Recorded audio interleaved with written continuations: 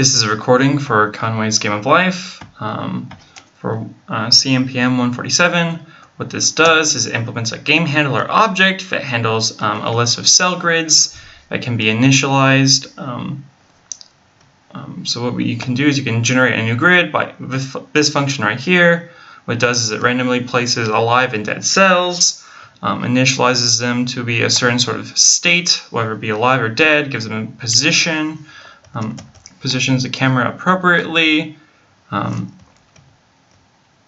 You can have it where the game object handles pausing a certain grid, so that way it doesn't update itself every sort of game tick, which is modified by time.fixed delta time.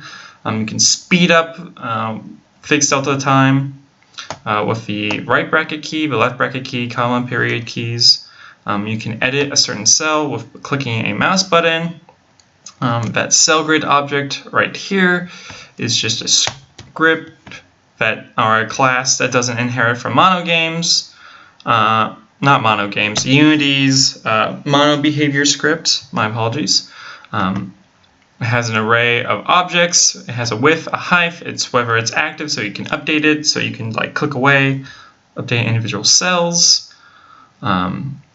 It has a fixed update function, but that's just more for naming consistency. It holds all the little cellular automata, which it's able to count all of like the neighbors for a certain given cell and then set the state depending on whether it's dead or alive at any given moment. We got the cell here, which is a cell initialize class, which I use mono behavior just so that way I can get like the material of the actual cell from prefabs. It has like a dead color, a live color for stack, just for consistency. We got cell type states. You have it where you can set the material color and set the next state.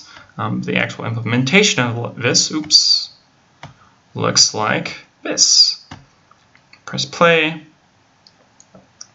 You got this. Give it a moment. Cell grid right here, and what's happening is you kind of got this motion where all these cells are just kind of dying off until there's sort of this equilibrium reached. So we can look at that again.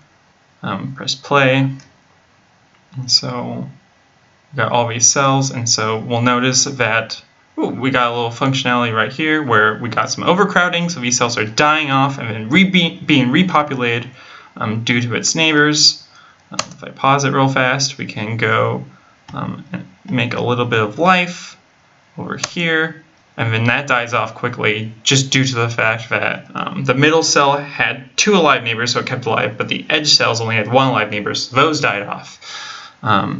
So we can just play around, make a bunch of different alive cells, see what happens, and then notice that they kind of die off and then keep into this equilibrium. Like this cell has 2 alive neighbors, this cell has 2 alive neighbors, this one has 1, 2, 3 alive neighbors, but doesn't have 4 alive neighbors, so it doesn't die off. And so we kind of get this sort of almost equilibrium state with the exception of this little area right here.